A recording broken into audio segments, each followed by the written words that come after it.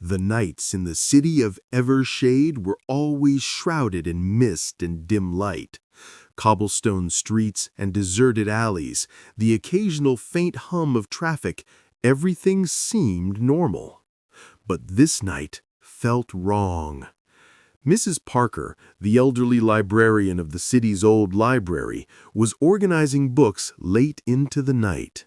Suddenly, the books began to rustle as if an unseen presence was moving among them. The next morning when staff arrived, the library was empty. Mrs. Parker and her cat had vanished without a trace. Jared, a college student, noticed a terrifying pattern. Every disappearance happened immediately after a sound. A laugh, the slam of a door, the ring of a phone, anything could summon the silent killer. The people of Evershade stopped speaking. Families communicated only with notes. Children were forbidden to cough or sneeze. Jared realized that the silence was alive. It hunted anyone who made a sound. Those who disappeared left only their last echo behind, a faint, haunting resonance that burrowed into the listener's mind. At the college, a professor whispered, we must always remain silent." But even that whisper became lethal for several students, leaving only empty desks and the faint trembling of clocks. Jared and his younger sister Maya sought refuge in the central library. The city was almost deserted. Every shadow seemed alive, and the rustling of books turned into a sinister threat. Suddenly, the drop of a pencil froze them in place. Slowly, a creeping whisper of sound filled the room. It wasn't just noise, it was alive. It moved toward them, measuring every motion, looming like eyes in the darkness. Dr. Crain, a scientist who had joined them, whispered, "This living silence, it grows stronger with every person it consumes. Evershade may already be its nest."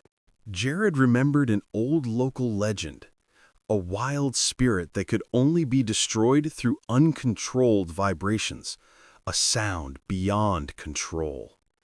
Dr. Crain explained the dangerous plan. Generate a massive sound to overload the silence. As they passed through the library to reach the power station, a long humanoid shadow suddenly appeared. Hollow eyes, gaping mouth, yet no sound came from it. The shadow crept closer, each rustle feeding the silent force.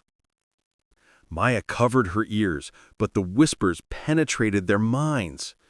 Books floated, floors creaked as if something unseen was moving just behind them. The suspense was unbearable. Every step could be their last, every heartbeat a countdown to death. Trembling, Jared flipped the switch on the speakers. No ordinary sound came out, only pure chaotic vibrations. The silence screamed, twisting through the air, the shadow slowly retreating. For a moment, it seemed the city itself would be consumed. Gradually, the vibrations weakened the force.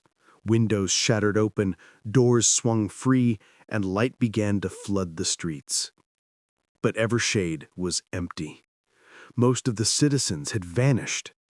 Jared and Maya stood alone in a city forever changed. And in the air, a faint whisper was heard, a warning, a promise. "We will return." Every shadow seemed to move, every silent room shivered. The terror was far from over. The silence waited patiently for the next sound.